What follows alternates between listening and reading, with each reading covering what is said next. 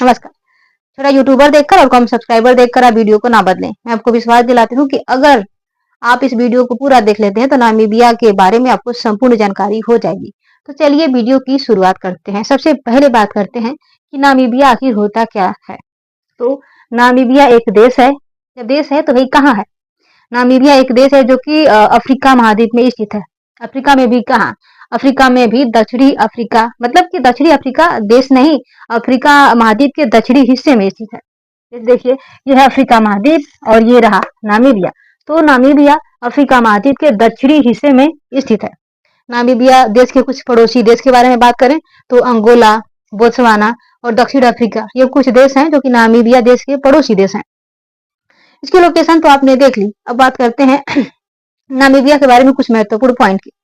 पहला बात यह है कि जो नामीबिया देश है वो समुद्र से सीमा को साझा करता है और आपको पता होगा कि ये अफ्रीका महाद्वीप है और अफ्रीका महाद्वीप के जस्ट बगल में यानी कि पश्चिम में अटलांटिक महासागर है। तो जो नामीबिया देश है वो अटलांटिक महासागर से सीमा को साझा करता है, यानी कि हम ये कह सकते हैं कि समुद्र से इसकी सीमा लगती है। आगे बात करते हैं नामीबिया में जो उपस्थित कुछ मरुस्थल के बारे में। वैसे तो नामीबिया में कुछ छोटे बड़े बहुत सारे मरुस्थल होंगे, लेकिन हम नामीबिया के दो महत्वपूर्ण मरुस्थल के बारे में बात करने जा रहे हैं। देखिए, बात करें नामीब मरुस्थल की, तो नामीब मरुस्थल जो है वो 3 देशों में फैला है। तो 3 देशों में से नामीबिया भी एक देश है जिसमें नामीब मरुस्थल फैला हुआ है। 3 देश कौन कौन? एक तो है अंगोला, दूसरा नामीबिया और तीसरा दक्षिण अफ्रीका। यानी कि अंगोला, नामीबिया और दक्षिण अफ्रीका 3 देशों में जो है वो नामीब मरुस्थल फैला हुआ है। ठीक है। अब बात करते हैं कालाहारी मरुस्थल के बारे में। तो कालाहारी जो मरुस्थल है वो भी 3 देशों में फैला हुआ है और उन 3 देशों में से नामीबिया भी एक देश है। जैसे कि बोत्सवाना, नामीबिया और दक्षिण अफ्रीका। देखिए, जो कालाहारी मरुस्थल है वो नामीबिया, बोत्सवाना और दक्षिण अफ्रीका में फैला हुआ है। नामीबिया, बोत्सवाना और दक्षिण अफ्रीका में ये जो कालाहारी मरुस्थल है वो फैला हुआ है।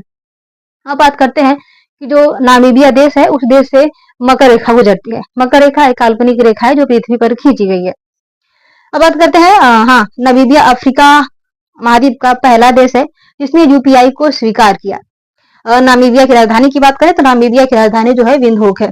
आगे बात करते हैं कि क्या नामीबिया में कोई पठार है, तो जवाब है हाँ, नामीबिया में पठार भी है। अब बात करते हैं नामीबिया के सबसे ऊंची चोटी के बारे में कि उस चोटी का क्या नाम है। तो नामीबिया की सबसे ऊंची चोटी का नाम है ब्रेंडबर्ग।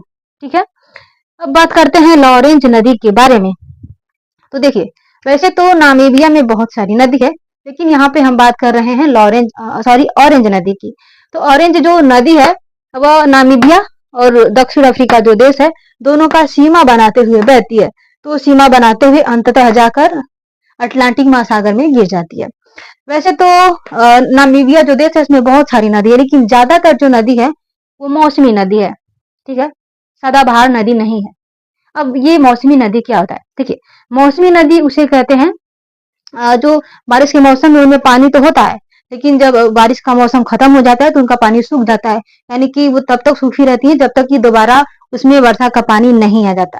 लेकिन सदाबहार नदी उसे कहते हैं जिस नदी में हमेशा पानी रहे। वे नदी वर्षा के जल पर निर्भर नहीं रहती है। ठीक, तो जो नामीबिया देश है उसमें ज्यादातर जो नदियां हैं वो मौसमी नदी है, सदाबहार नदी नहीं। अब बात करते हैं नामीबिया में उपस्थित प्राकृतिक स्रोत के बारे में कि वहाँ का प्राकृतिक स्रोत क्या है। पहला है हीरा, यानी कि नामीबिया में हीरा बहुत ज्यादा मात्रा में पाया जाता है। दूसरा है यूरेनियम, उसके बाद गोल्ड, उसके बाद जिंक, उसके बाद कॉपर। तो ये कुछ प्राकृतिक स्रोत हैं जो कि नामीबिया में पाए जाते हैं।